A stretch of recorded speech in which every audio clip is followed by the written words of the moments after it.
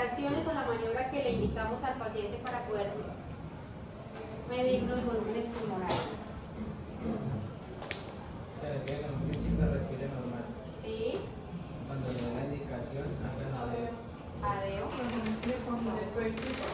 Va a decir que aunque se respire profundo, que suelte y que vuelva a respirar. Y que aunque en el jadeo él sienta que se cierra el filtro, tiene que seguir jadeando. Ajá. Y ya se le indica que tome aire profundo, lo bote y vuelve a tomar aire profundo. Margarita identificó cuándo se cierra el sistema. Cuando está la mesa. No, allá en la gráfica lo voy a identificar. Cuando pasó, O cuando se baja. Cuando hace la gráfica cruzada versus la primera cuando el paciente está jadeando. ¿Sí?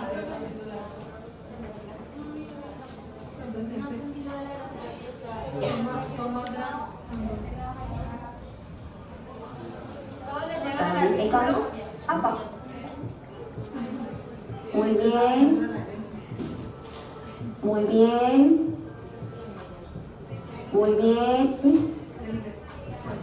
Vamos a hacer el jadeo. Mira dónde se empiezan a marcar al contrario. Chupa. Bota. Profe, Chupa. y la línea recta. ¿Usted me dice es esta meseta?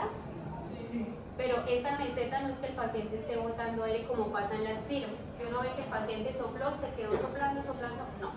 Esta meseta indica que el sistema o el bucle se cerró. ¿Sí? Y es donde me empieza a marcar las rayitas atravesadas sobre las otras.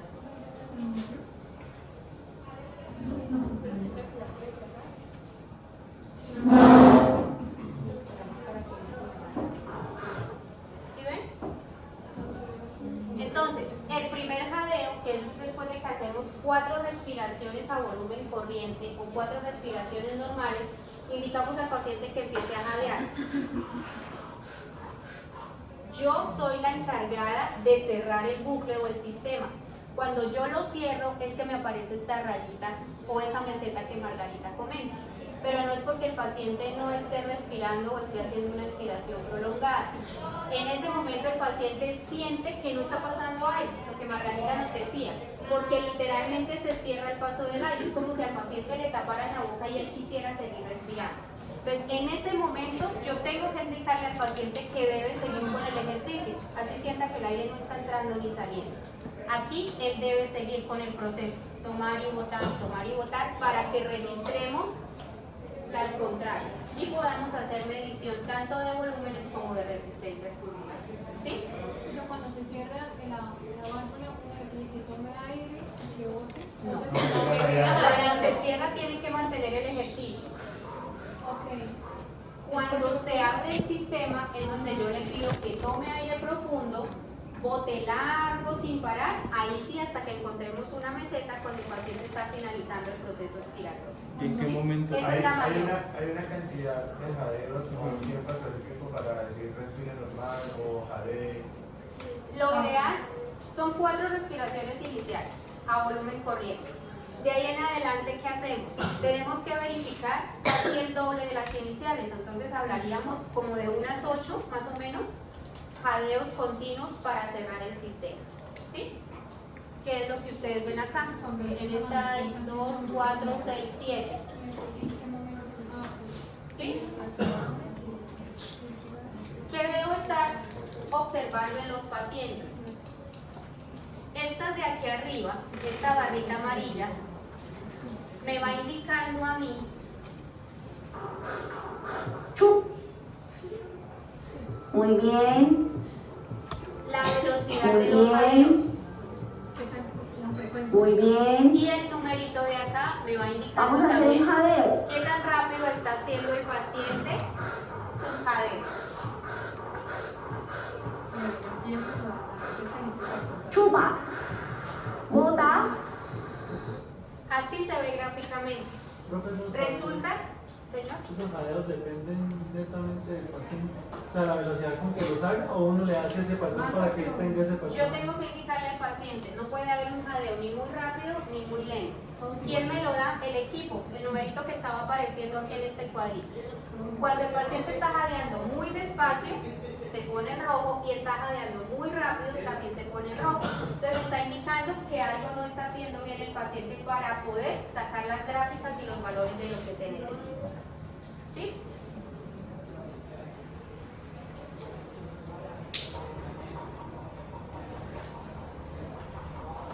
Juan, por favor.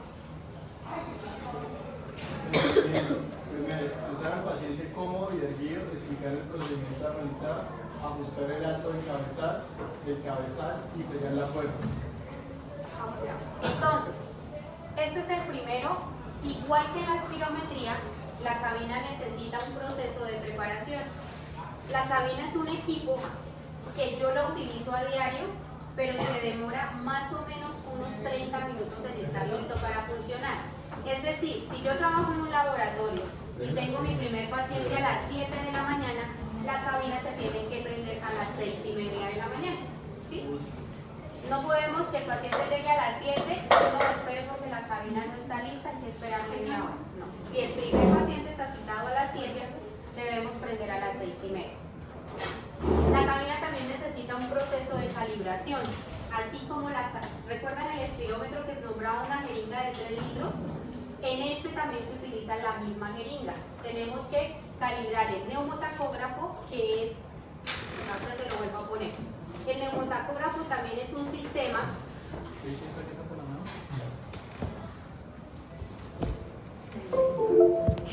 que nos permite que la boquilla, lo que el paciente está tomando y botando aire, se conecte a un clip y esas sean las mediciones que se arrojan directamente al equipo.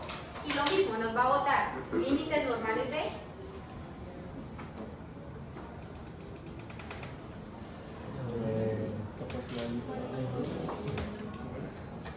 capacidades. ¿Recuerdan que medimos en volúmenes pulmonares? ¿Cuáles son los datos principales? No.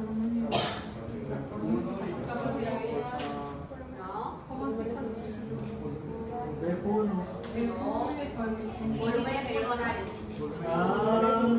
Él también nos va a botar límites normales, tanto inferior como superior, igual que en las espiros. Pero ¿qué nos arroja a nosotros directamente los volúmenes pulmonares? ¿Qué datos nos da para saber si hay obstrucción o restricción? La capacidad o volumen residual. ¿Qué más? No. Los tres principales que vimos los alcanzamos a ver hace 8 días.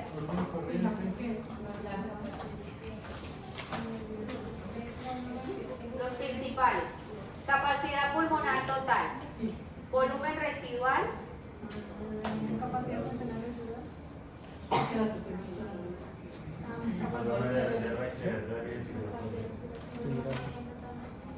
Estoy confundiendo el reserva con capacidad.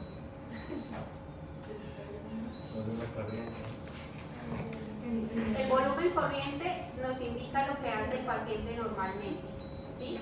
Cuando él empieza a jadear es donde vamos a obtener qué tanto volumen se está quedando dentro del pulmón cuando el paciente hace los jadeos y qué tanto aire no está logrando entrar, dado el caso que haya un proceso restrictivo. Acuérdense que los obstructivos nos indican limitación para la expiración y los restrictivos limitación para los procesos inspiratorios. ¿Listo? Entonces, lo mismo, el paciente va a estar dentro de una cabina. Tenemos que ajustar el cabezal a la altura del paciente, que el paciente no nos vaya a quedar por allá bien agachado o muy incómodo, haciendo una extensión muy exagerada de su cuello, porque no vamos a lograr marcar adecuadamente el proceso. ¿Listo? Siguiente, Juan. Segundo, escala aproximada 45 segundos para permitir el equilibrio adecuado dentro de la cabina. Esperar aproximadamente 45 segundos. ¿Qué leyeron de eso en el documento que les envié?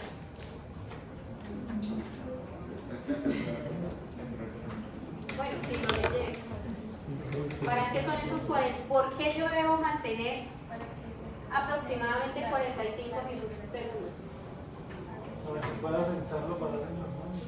Entonces, recuerden que la cabina trabaja bajo presiones, está presurizada y yo necesito que cabina, calcule aproximadamente el volumen o el peso corporal del paciente que está dentro. Regule esas presiones versus quien está dentro de la cabina.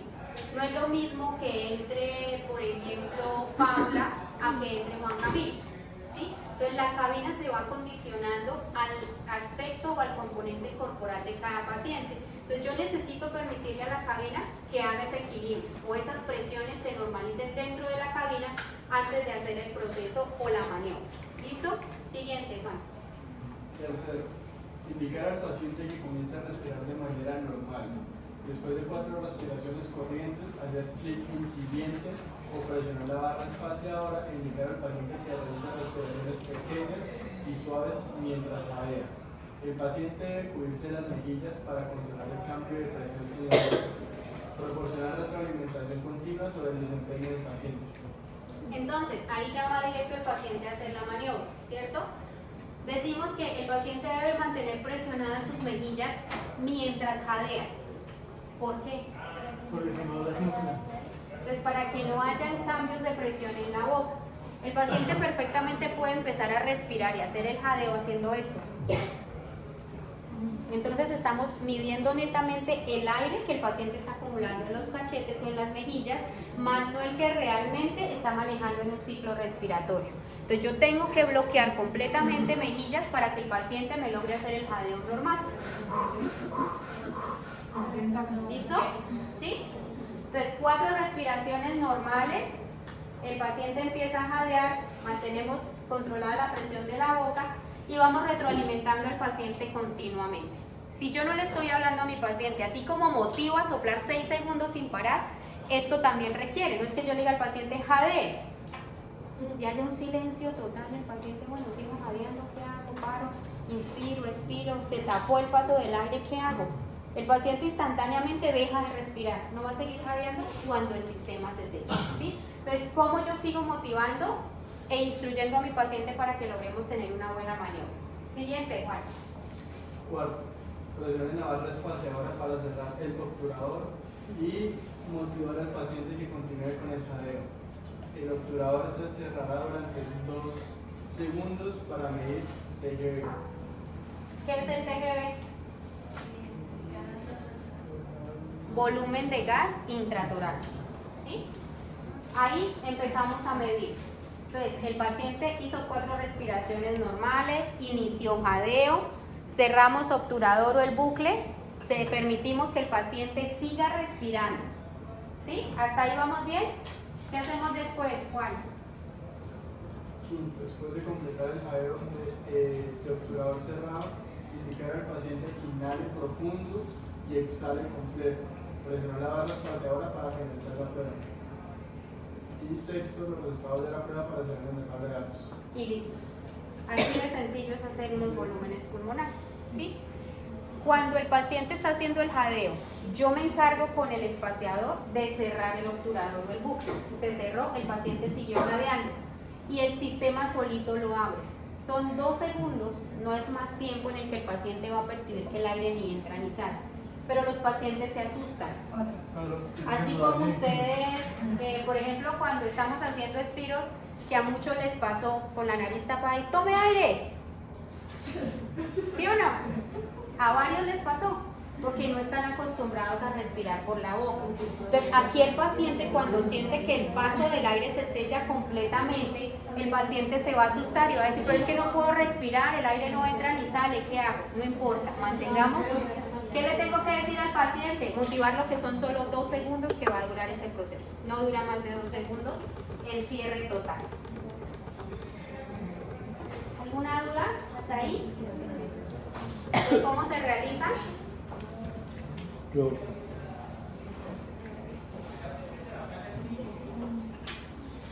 Así como las espirometrías, aquí también tenemos criterios de aceptabilidad y no aceptabilidad. Tenemos criterios de repetibilidad también.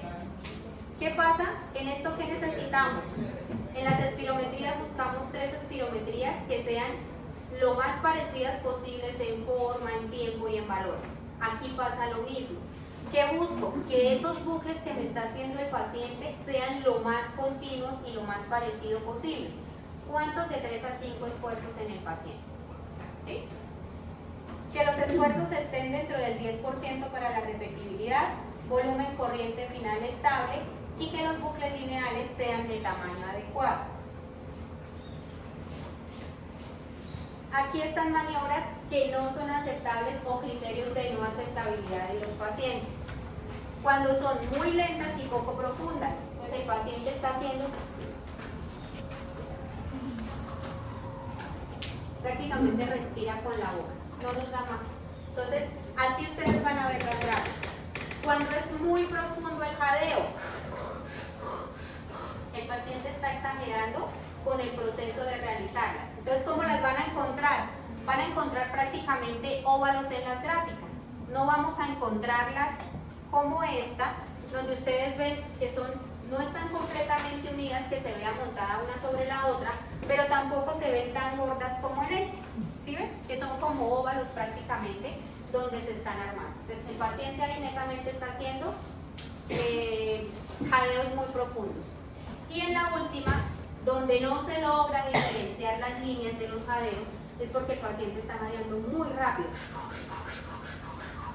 Y eso también terminan siendo jadeos superficiales, porque no le va a dar el tiempo de tomar y botar el aire como debe ser. ¿Sí? Señora. Igual. O sea, que se ven ovarios más grandes. Es porque están jadeando muy profundo. Está exagerando en la inhalación. ¿Sí? ¿Todo claro? ¿Dudas? ¿Ninguna?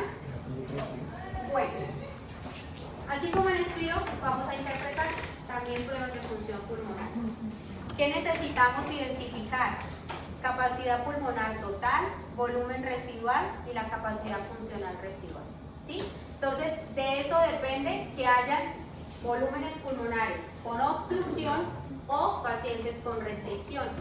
Esta es la prueba ideal que nos confirma a nosotros si el paciente hizo una posible restricción durante la espirometría.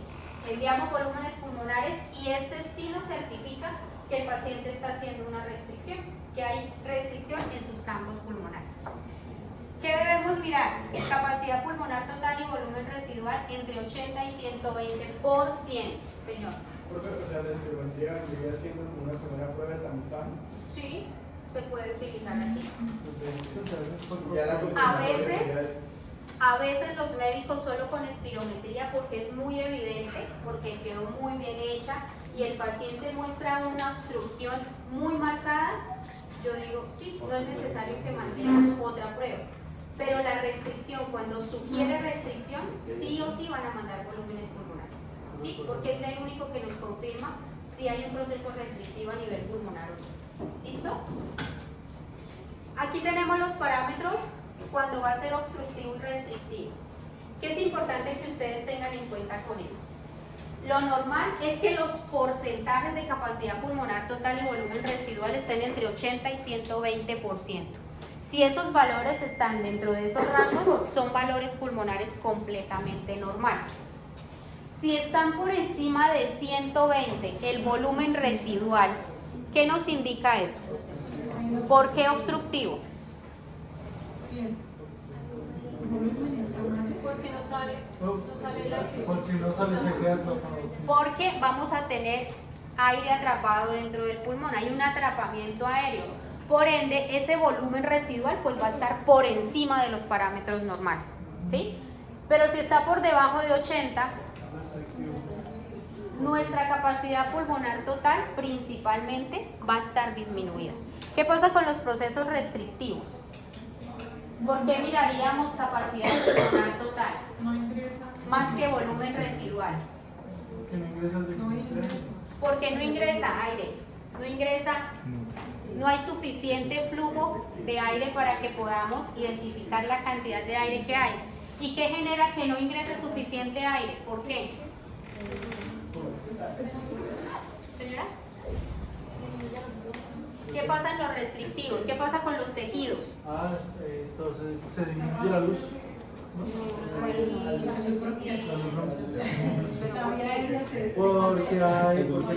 Porque se presenta broncoespasmo, de hecho. en los restrictivos, Alex. Pero es que se me iba a preguntar. Hay un proceso que no permite expansión completa de los tejidos en el sistema respiratorio.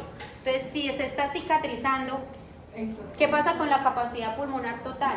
O sea, ese pulmón ya no se expande aquí porque el tejido ya no puede hacer eso. Entonces, si hay restricción, el tejido se está cicatrizando, está aquí chiquitico. Entonces, no hay para dónde moverse. Ese tejido se cicatrizó, se fibrosó. Entonces, no tiene la misma capacidad de expandirse, de hacer un retroceso elástico para que el aire pueda entrar y salir como debe ser en ese ciclo respiratorio que hacemos durante inspiración y expiración. Preguntas, Sandra. ¿Qué es TLC? Capacidad pulmonar total. Y CPT. ¿Señor? CPT. Es lo mismo, es que puede aparecer con cualquiera de las dos siglas en los exámenes. Pero no me preguntan. ¿Listo? No escuché Michi, el profe Michi me está... Estas dos siglas significan lo mismo, capacidad pulmonar total, pero lo pueden encontrar en el examen, en los resultados, en el reporte, en inglés o en español. De eso depende cómo aparezca la sigla. ¿Sí? Puede aparecer cualquiera de las dos. Entonces, recuerden, volúmenes pulmonares mayores de 120% en volumen residual o capacidad pulmonar total nos va a indicar un proceso obstructivo. Si está por debajo de 80%, capacidad pulmonar total es restrictivo. ¿Sí? Si ustedes encuentran capacidad pulmonar total por debajo de 80%, pero un volumen residual sobre 120, ¿cómo?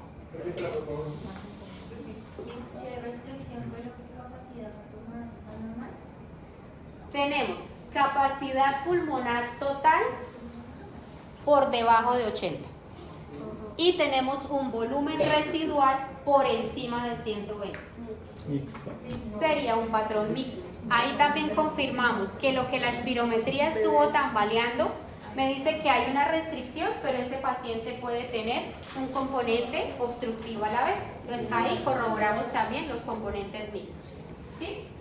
Igual tenemos un proceso para que sea obstrucción leve, moderada o grave, y lo mismo la restricción. De acuerdo del porcentaje, catalogamos qué grado de severidad hay en esos pacientes.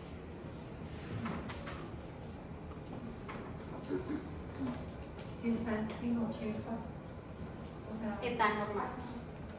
En este sí, si estamos 80%, el valor está normal. Lo mismo en 120, todavía se mantiene dentro del rango. ¿Sí? Así nos arroja el equipo los volúmenes pulmonares o el reporte del examen que hace el paciente. Aquí traten de omitir las barritas naranjas, no son tan relevantes para nosotros ahorita. Entonces, si ustedes ven la barrita azul, verde y roja, ¿cómo la interpretamos? ¿Qué le verían ustedes a eso?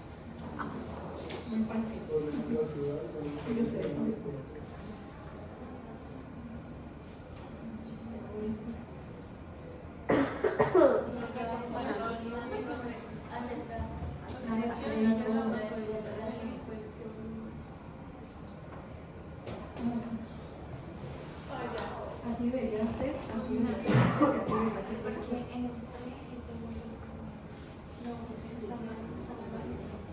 Entonces, por gráfica, el equipo también nos arroja. La primera barrita nos bota netamente lo que el paciente hace en condiciones aparentemente sanas, o sea, el reporte de su 100%. ¿Sí? Entonces, los valores, los límites de normalidad, nos los grafica de esta manera. Esta es la gráfica que nos debe botar el paciente. ¿Sí? La segunda gráfica es el pre, antes de colocar el inhalador, y la otra es el post, lo que pasa después de aplicar el inhalador. ¿Sí? Señor. Entonces, esto es el 100% de mi paciente. Vamos al pre. ¿Qué nos da el rojo? Ustedes tienen todo ahí establecido. El rojo, volumen residual de mi paciente. ¿Sí? Entonces, ¿qué pasa con el volumen residual? Si tenemos pacientes con más de 120% en su volumen residual, ustedes van a ver esa barrita roja mucho más alta. Pero si está por debajo de 80, la van a ver más pequeña en relación a la primera. Gráficamente así no lo voy. Está más pequeño que el- No, sí, habrá algo muy mínimo. De pronto está en 120, 122. Va a ser más pequeño que- O sea, pero es que la cosa más pequeñita. Porque puede haber. ¿Qué pasa si ustedes ven el espacio rojo del post más bajito que el pre? Salió más aire. Quiere decir que el paciente pudo haber hecho cambios significativos con el uso del inhalador. Gráficamente, igual tenemos que corroborarlo con los valores cuando vamos a revisar valores. Señora. Pregunte, si va. No se quede con la duda. En el post dilatador, si el volumen residual está más pequeño, quiere decir que Exacto, más pequeño. El paciente logró expulsar más aire o exhalar. Es decir, que no quedó la misma cantidad de aire almacenado en el pulmón. Pues hay un cambio significativo al broncodilatador, es decir, que me ayudó a sacar el área adicional que había. Entonces me está ayudando si hay algún proceso obstructivo. O sea, sí está sin- Pero igual tenemos que corroborar con los valores qué tanto aire salió. pues ahí. ¿Sí? Igual que en la espirometría ganamos volumen. En los volúmenes pulmonares tenemos que perder volumen para que haya cambios significativos. Es lo contrario. Si es que empieza a pasar, sí, al El resultado claro de los cambios, porque el sistema, el tejido ya se dañó, ya se cicatrizó. Por más que usted le aplique, usted no va a lograr que sus pulmones se vayan. en ese capítulo específico lo que también se les comparando con el teórico. Esto es para mirar gráficamente que este es el punto de referencia del paciente en condiciones aparentemente sanas, a su 100%. Esta de acá, lo que el paciente hace antes del inhalador y en este lo que encontramos después del inhalador. ¿Sí? Tenemos que mirar las gráficas, la forma como el paciente hace los jadeos, que son estas de acá. Entonces yo empiezo a identificar, ¿el paciente logró jadear correctamente o no lo logró? Pasa lo mismo que en la espirometría. La forma de la espirometría que me llegue a mis manos, yo digo que el paciente hizo un buen esfuerzo o no hizo un buen esfuerzo. ¿Le costó trabajo o no le costó trabajo? ¿Sí? Así como en Espiro yo mando a reprogramar, en esto también puede pasar. Ustedes lo ven muy sencillo, pero la condición de un paciente que tiene una patología respiratoria puede que no le permita hacer eso. Sobre todo los pacientes que vienen con procesos restrictivos. Para ellos no es tan sencillo mantener un jadeo constante o sentir que el aire no entra ni sale cuando cerramos el bucle. ¿Sí? Entonces, empezamos a tener una cantidad de circunstancias que puede que nos ayuden o no nos estén ayudando mucho en la realización de los exámenes. Entonces, ¿cuáles dijimos que eran los valores claves para saber si es obstructivo? Pero ¿cuáles parámetros? El volumen residual. Entonces, miramos volumen residual, que es este. ¿Sí? La primera columna, lo que el paciente hace. Ese es el valor. La segunda columna, ¿recuerdan qué era? El 100% del ideal de ese paciente para la edad, el peso, la talla y el género. ¿Sí? Y este teórico, este 94% es a lo que corresponde este punto 92, que fue lo que hizo el paciente. Entonces, si hablamos de porcentajes, yo tomo volumen residual y me voy a mirar este porcentaje de acá. 106.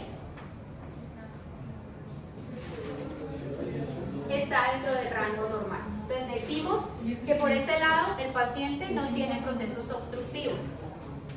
Señora.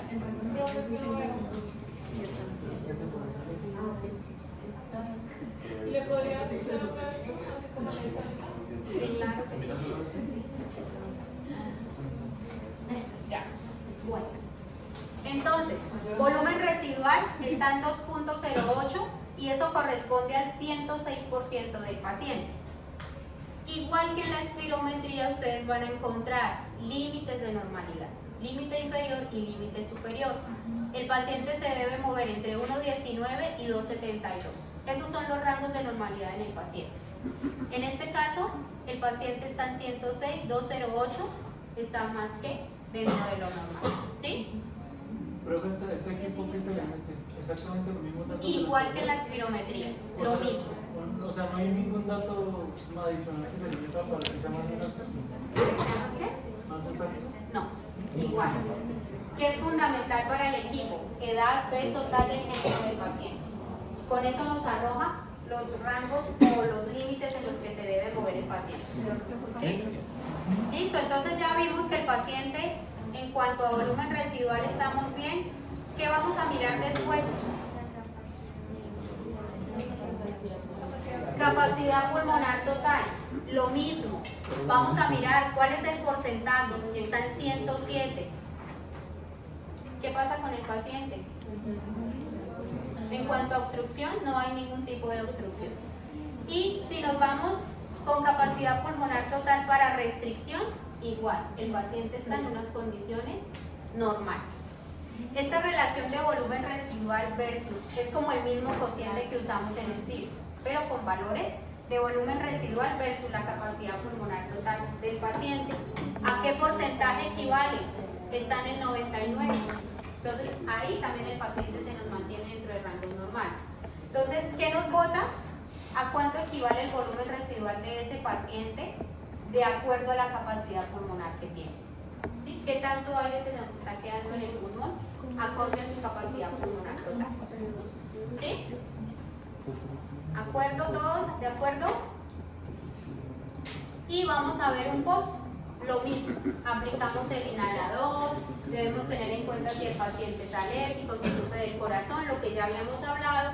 Aplicamos 3 puffs, esperamos de 15 a 20 minutos y hacemos un post broncodilatador. Y ahí vienen las pruebas post, la real, la teórica y el cambio que hace el paciente. Siempre se hace prueba con medicamento, ¿no? En volúmenes pulmonares sí. Lo ideal es que en espiro y volúmenes se haga pre-post. Es lo ideal para identificar procesos de hiperreactividad. ¿Entiendes?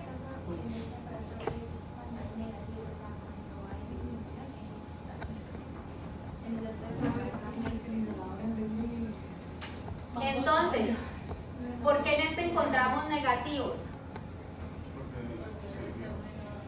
Porque queremos, lo que buscamos en volúmenes es que si el paciente está haciendo obstrucciones, si está teniendo aire atrapado, logremos expulsarlo. Entonces, cuando yo expulso, logro que el paciente bote el aire extra que tiene, pues el volumen tiene que disminuir. Por eso ustedes van a encontrar valores negativos, como pasa en el volumen residual de acá. Hay un menos 11%. ¿Qué necesito para saber que el paciente hace o no hace cambios post-broncodilatador? No sé si lo veo. Sí. Entonces, ¿qué hago? En este, netamente, necesito identificar que el paciente pierde 200 mililitros en el volumen residual. En la espirometría los ganamos, aquí los perdemos. Por lo mismo, porque busco que el paciente expulse esa cantidad de aire extra que está atrapando su pulmón. Pero no tenemos en cuenta el 12%. El solo hecho de que el paciente pierda 200 mililitros en volumen residual, ya identificamos que hay un cambio significativo al inhalador. ¿Sí? En volumen residual de aire. ¿Sí?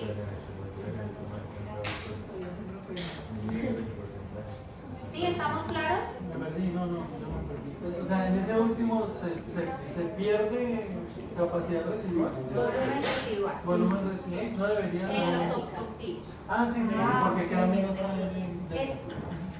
¿Qué hace el inhalador? Broncodilata. Broncodilata y empieza a relajar de cierta manera el músculo liso, dado el caso que haya un broncoespasmo en vía respiratoria. Entonces el inhalador lo que hace es broncodilatar, disminuir broncoespasmo y hace pues que el aire fluya con mucha más facilidad. Por ende vamos a disminuir la resistencia que hay al flujo expiratorio en ese paciente. Entonces va a salir mucho más fácil el aire adicional que se nos está quedando atrapado. Profe, ¿eso en la gráfica se ve o se ve solamente en los resultados? ¿Qué? ¿Qué? Que disminuya el volumen, claro. ¿Sabe cómo las preguntas? Por eso aquí creo que Adriana era la que me estaba diciendo, o Jennifer, bueno, que sí se veía más chiquita la franja roja. Ah, ok. ¿Sí ve? Porque ahí el paciente Solo perdió lo volumen residual. Solo ¿sí? lo evidenciamos con la gráfica. No, con valores también. Los que están en Entonces, Aumenta ¿qué tenemos que identificar? Tenemos 2.08 en el pre y tenemos 1.84 en el post. ¿Cuánto me da 2.08 menos 1.84? No, ese es el porcentaje. 0.24. Ese menos 11 es el porcentaje. 0.24. 0.24 litros. ¿En mililitros cuánto sería? 240 mililitros. Entonces, ¿qué significa? Que son volúmenes pulmonares normales con cambios significativos post-broncodilatador. Entonces, ¿qué puede tener este paciente? Ustedes que leyeron súper bien esto, hiperactividad bronquial. Puede ser el paciente que tuvo asma, pero es un asma controlado, porque no evidenciamos realmente una obstrucción. ¿Sí? El paciente está haciendo cambios, pero hay una patología de base que está controlada. O es un paciente que la hipersensibilidad de su vía respiratoria no se ha podido disparar bajo ningún agente o alguna causa, el polvo, alguna sustancia química que haga que la hiperactividad de la vía respiratoria se dispare. ¿Sí? Puede ser que se haya mantenido ahí oculta y no se haya logrado evidenciar o el paciente nunca haya tenido un proceso de hiperactividad bronquial. Pero los exámenes y el cambio que me hace el inhalador muestra que sí el paciente puede tener. ¿Sí? ¿Alguna pregunta hasta ahí? Y si es al contrario y aumentaran la barra roja utilizando. ¿Qué pasa? ¿Qué pasaría si la barra roja incrementa? Es decir, que el volumen residual aumentó, aún colocando el inhalador.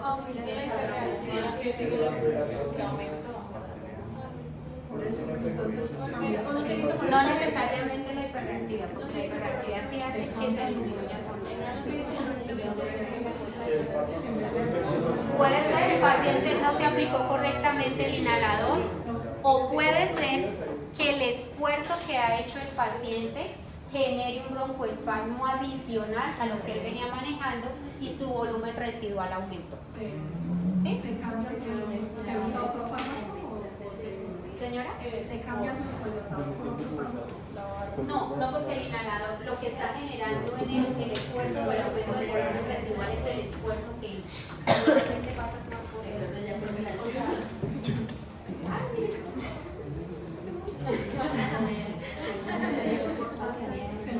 se va a generar volumen residual. O sea, no está haciendo nada o no está empeorando.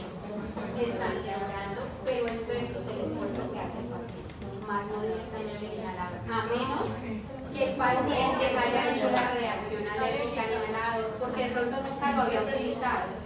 Es más como que le tienes un Por eso, pero pudo haber sido por una reacción que hizo el paciente alérgico al inhalador o el esfuerzo que traía de haber hecho un